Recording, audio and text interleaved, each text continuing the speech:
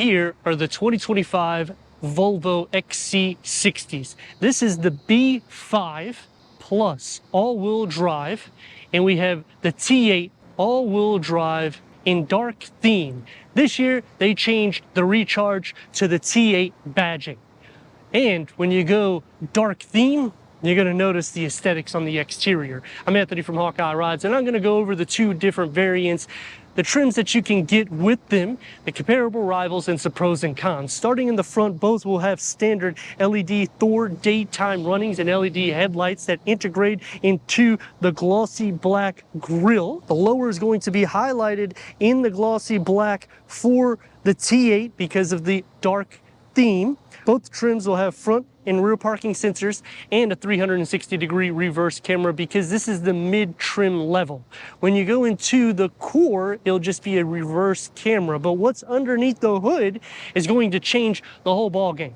It's a 2.0 liter, 4-cylinder, 48-volt mild hybrid technology producing a combined of 247 horsepower and 266 pound-feet of torque paired to an 8-speed Geartronic automatic transmission for the B5. That's going to achieve 23 mpgs for the city and 30 mpgs for the highway with an all-wheel drive setup. The T8 gets 455 horsepower with 523 pound-feet of torque because it adds an 18.8 kilowatt battery, which will get you around 35 miles full electric range with the combined range at 63. When you're going into the pure gas, you're around 28 mpgs, which is still good when you're thinking about combined for the size of these vehicles. Core will be an 18-inch wheel, 19-inch wheel goes into the Pure. This is the upgraded 20-inch wheel that you will get on the Ultra. And what I like about Volvo is you can actually change out the wheels. You can add features. You don't have to just go up the three trims, which is the Core, Pure, and Ultra. The side gets all the black trim as well as the roof rails and the side view mirror caps because this is the dark theme. Integrated LED turn signal on the power folding side view mirrors. And now going into price difference, it's around 10 grand, which may sound like a lot, but the savings that you're getting with MPGs here will offset that within a couple of years, depending on your driving habits. And when you're thinking about rival perspective, they don't offer a B6 anymore for North America, which was a sweet spot with 308 horsepower. So because of the configurations that we have between these two, it's either you're getting full-blown performance, which will be a lot more so than BMW, Audi, and Mercedes-Benz, and you're still going to be getting a savings of anywhere from $5,000 to $10,000. And even going into the B5, you're going to have savings of near $10,000 to $20,000. And going against competition like Infiniti, Lexus, Acura, you're still going to have anywhere from $2,000 to near $10,000 savings on both trims, in which Infiniti doesn't even offer a plug-in hybrid variant. And when you go into Lexus, you're talking a lot more money to get something that's going to have this much performance underneath it. And all trims can tow up to 3,500 pounds with standard LED taillights. The lower is going to have the fake exhaust with the hidden exhaust tucked underneath. And when you're considering this brand opposed to competition, Infiniti, Lexus, they're not going to offer different suspension layouts. Yes, you can go into the F Sport, don't get me wrong. It's not going to change anything dynamically speaking, but you could do that here. But you can add a four-corner air suspension to make it a little bit more of that luxury drive and still pack the performance which these vehicles house, which is why I'm comparing it more towards the Germans. The performance is there when you go into the T8, 0 to 60 at 4 seconds for a car that's under 70 grand, and this is under 60 grand. So you're getting the luxury amenities for a fraction of the price of anybody in its class. Power liftgate going into the same 17.8 cubic feet of storage. You'll get a storage net with a 12-volt charger. Underneath the floor, we'll have the dividers where you can put your cable for charging with a pass-through. Unfortunately, to maximize the 63.8 cubic feet of storage, you do have to go into the back to fold the seats down at a 40-20-40 split to maximize the cargo capacity.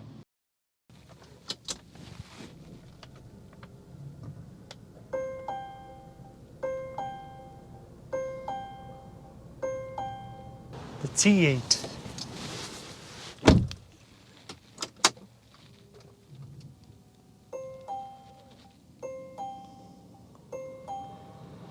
10-way power seat adjustment for the front. Heated seats is standard. Power seat adjustment for the passenger starts on this trim, as well as memory for the driver will be standard. Heated front seats is standard. Leather starts here. The Ultra will get ventilated front seats. Premium Napa leather. 10-way power seat adjustment for the front, standard heated front seats. The Ultra will get ventilated front seats as well. Premium Napa leather, memory for the driver. Both of the XC60s will have the same head and leg room, whether you go T8 or B5. It is a driver-focused setup.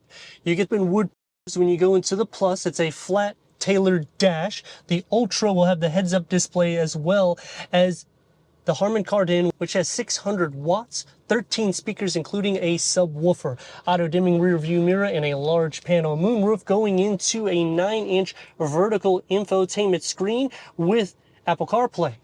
Google built-in, Google Assist, Google Play Store.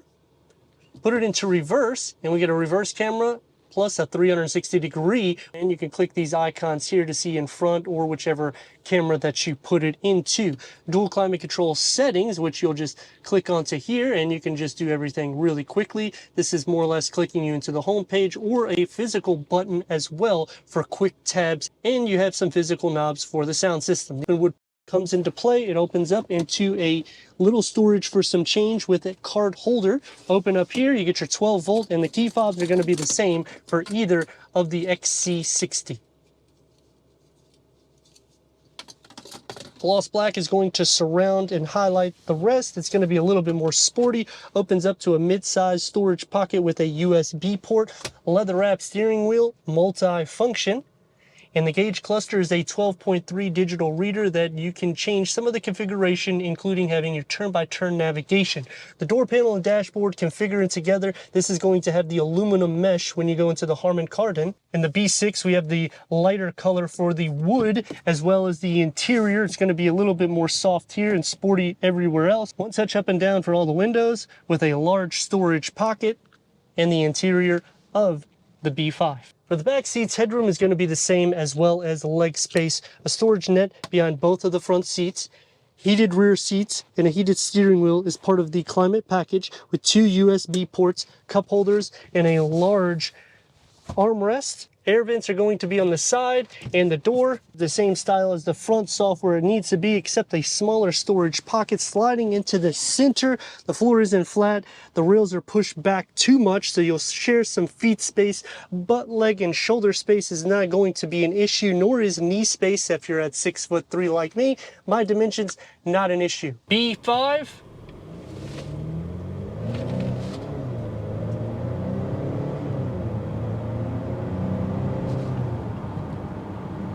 This is not a sports car by any means, but you can get to point A to point B safely. That's what Volvo does, plus with luxury captured from the Scandinavians that is unmarked like any other brand. When you're thinking of BMW, Mercedes, Audi, Infiniti, Acura, Lexus, each one of them have something that's unique, don't get me wrong, and I like each vehicle.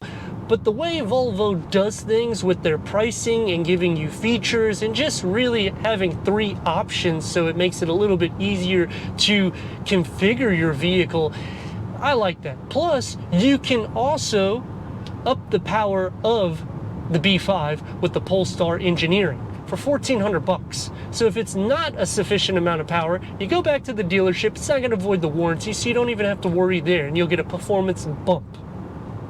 As for the recharge compared to this, it is going to be night and day difference in power. The interior is going to be very similar depending on the trims. The interior, it all just goes by the trim that you choose. I personally would go into the T8 opposed to this, because once you start getting into the Ultra trim, you might as well start looking into that, because you're getting over 30 miles full electric. Plus you're getting better MPGs. Sound deadening is great in the Plus trim. The core is good, but you add the acoustic side windows when you go here. The Ultra really unlocks all of the luxury amenities, and still you're optioning some features which to me can be a con, but I do like that at least you still have the ability in which you can do that on each tier. Because nowadays almost every vehicle is going tier based, so it makes it almost impossible to get features you like. The 8-speed Geartronic is a smooth drive to the B42 engine layout with the turbocharge. The mild hybrid technology adds horsepower to the vehicle to give us that combined 247 horsepower with 266 pound-feet of torque. When you come to a stop, it will not even feel like the car disengaged, nor will it feel like it re-engaged. So you never really feel the car turn on and off with the auto start stop feature. Whereas when you go into any competition, you feel a little bit of a jerk. They have made it so seamless and smooth that I just feel like for the pricing that you're getting, it's just an overall value, not because of that feature, but of every feature that you're getting captured in Volvo. I mean, check it out. I came to a stop, didn't feel nothing. There's no movement at all. Now I'm gonna release the brake a little bit and it's just ready to go. Like, it's a seamless transition. The car is off again and you don't see any vibrations with the camera. But there is some pros and cons, and we're gonna start off with the cons. Is there's no power telescoping steering wheel on this trim, no Android Auto. This is a Google-based interface. The interior colors are a bit bland and dull. You do have to pretty much go up into the plus in order to get certain color configuration to make it look a little bit more lively. But for some pros, it's not so much technology driven in the sense of screens everywhere. You also have the Google interface where you could say, hey Google, cancel. Sorry, I'll stop. When you're considering how quick and responsive it is, go into the competition, you're gonna have to say it multiple times, but that's also because this is a Google Face interface. But then on the con, there's really no buttons for the infotainment. It's all really derived to the touch screen, and you do have to go up at least one trim in order to get the 360-degree reverse camera. For me, because it's a Volvo, I wish it was standard, because this is a luxury brand and you're trying to emphasize that. So give us these features plus the front and side assist features as well, because that's not included in the core trim. The T8 xc60, 4.5 seconds, that's crazy.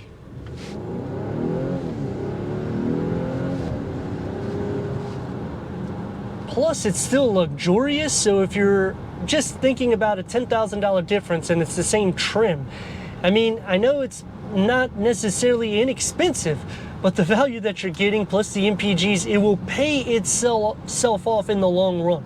That's what I'm thinking. Plus, if you're not wanting to go to the XC90 because maybe it's a little too large for you, this is the same power option as that, and it's around 500 pounds less. That's why it's so quick.